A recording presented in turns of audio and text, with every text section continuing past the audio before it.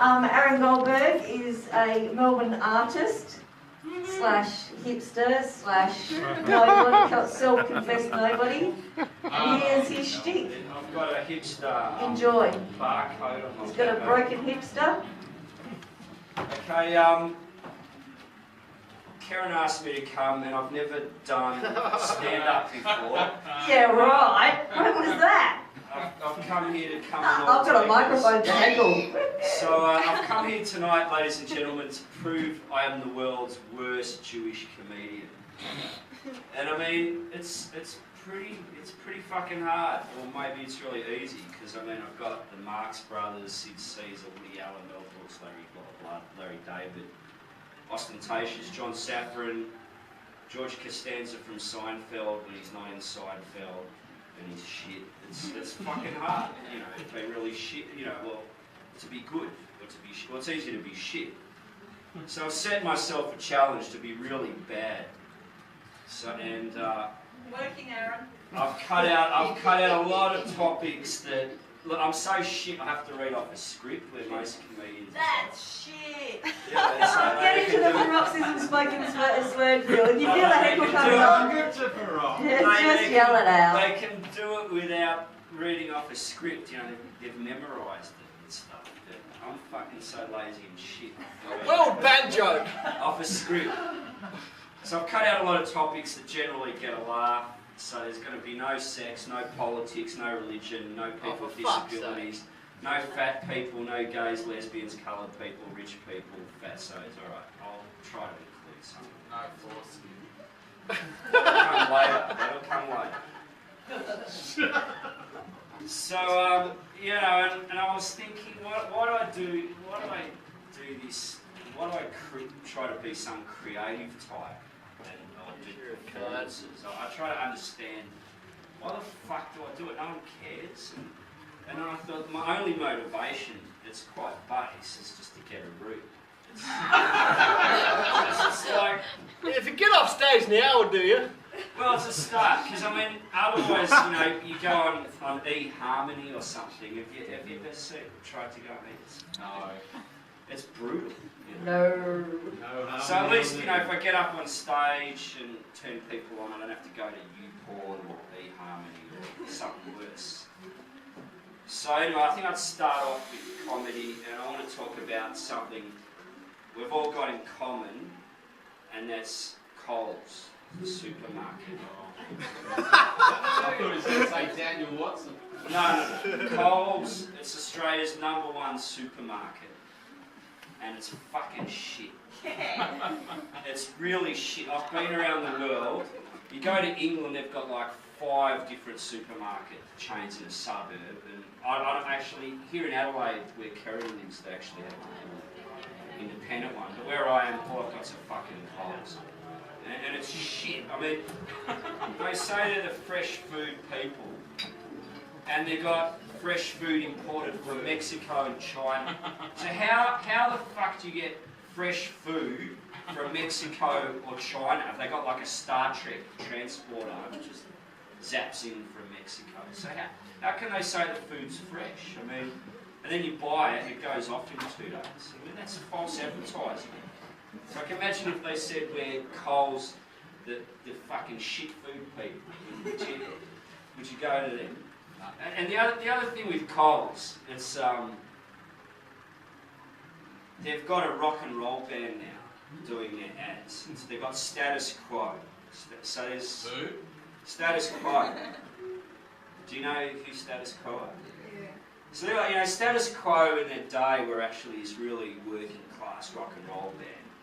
And the song Down Down, you know, in 1974 was a big hit in Australia. Down, it's a real chugga-lugga rock and roll song. So, you know, what's rock and roll represent? It's like, you know, sex, drugs, rock and roll, telling your parents to get fucked, that sort of thing.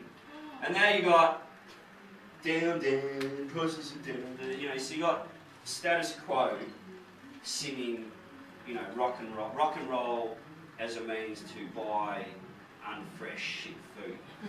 Right? So it's sort of like, the idea is, it's marketing, it's to get into your brain and to associate rock and roll things like a status quo song to buy shit food. So imagine if you appropriated that to sort of acting rock and roll. So, you know, imagine if you're having sex and in the middle you're going down, down, prices are down. And with marketing you have to associate that with, you want to buy something. So you go, I'm getting a root, you know, 2 crumpets for $2, down, down, get on down. Or you're getting drunk or getting stoned or whatever, and it's down, down, prices are down, down, down, mangoes are only 2 for $5.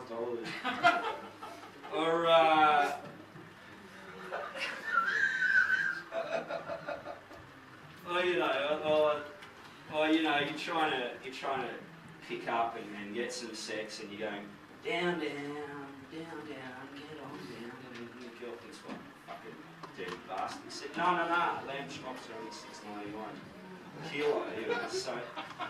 So it's just shit, you know. Like they're trying to fuck with rock and roll. They're selling you shit food. It's crap. So I might as well talk about... Are you sponsored by Woolworths? No. Fuck that, no. When are you going to get to the... So I thought I'd talk about shit itself, not Abbott or Putin, here we go. the brown stuff from your mum. I hate shitting. I really do. Like, and I've been getting philosophical. I've been getting really philosophical about it. Like, most people don't think about taking a shit philosophically. So I do. So I imagine, you know, being creative and shit. Imagine if there was a pill you could take that would dissolve your shit, so you actually wouldn't have to pass poop. You know? So you take a pill, you fart a few times, you release some extra air, and it's vaporised. No more shit.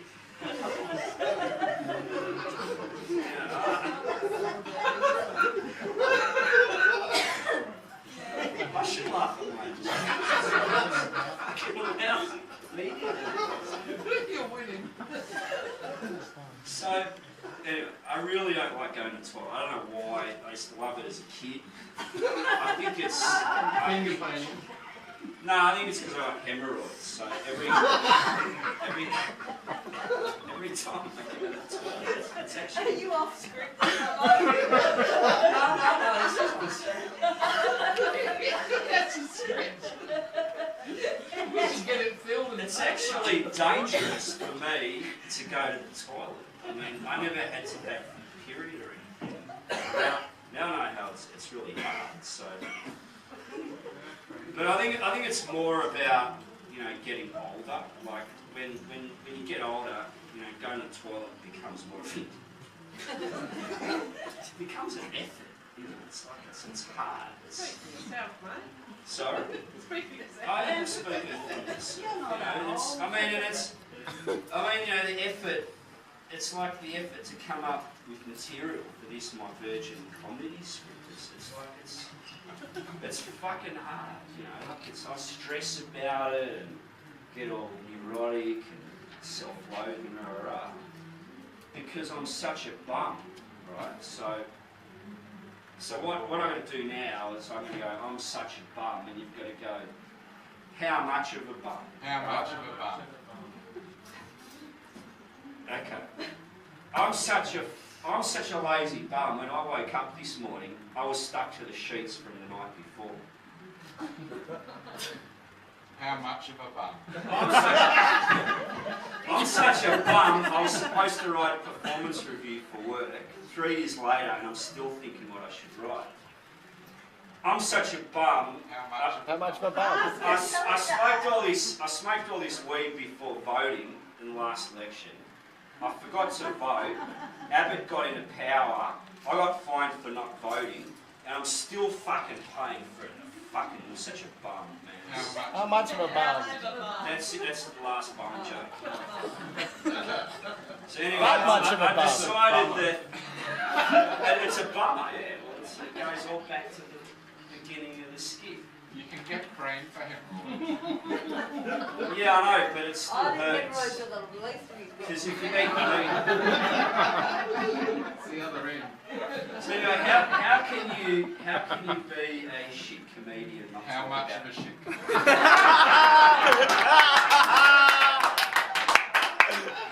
Come on, Sarah. And not talk about sex, right? Because I mean, sex is always funny, unless you're fucked up and desperate like me, right? So my sex life is so bad. It's been a generation since I last. It's like a decade since I last had sex, right, with a human.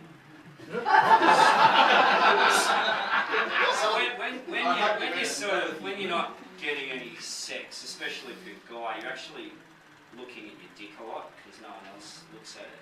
You just, Do what I do, put on weight. you're playing with it. Yeah, but even then you're trying to look at it. So this incident that happened, it happened just after September 11. And I downloaded a whole, this was like in 2001, 2000, and I downloaded a fucking bucket load of porn off the internet. Now, I used to be able to get hacked passwords for porn sites, and then I'd download heaps of porn at work because the internet was faster. And then he sort of asked, well, how did you get away with it? It's because I'm the IT guy. So, I mean, who's going to catch me, like the government?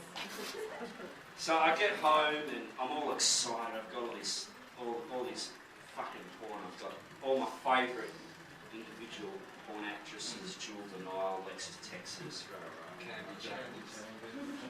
Erica Bella. I'm classic tastes.